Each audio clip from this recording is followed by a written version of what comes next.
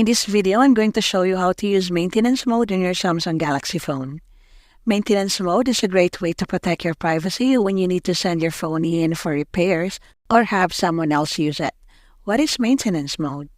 Maintenance mode is a feature on Samsung Galaxy phones that creates a guest profile on your device. This profile has limited access to your data, so only the pre-installed apps will be available.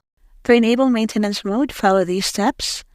Open the Settings app, tap on Battery and Device Care, scroll down and tap on Maintenance Mode. Tap on Turn On. It will create a lag and your phone will restart in maintenance mode. You will see a new user interface with only the pre-installed apps available.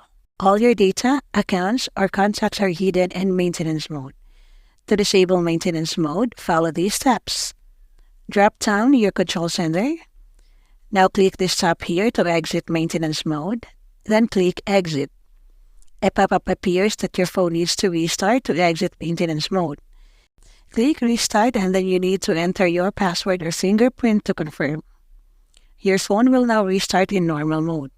That's it for this video. I hope you found it helpful. If you have any questions, please leave a comment below. Thanks for watching.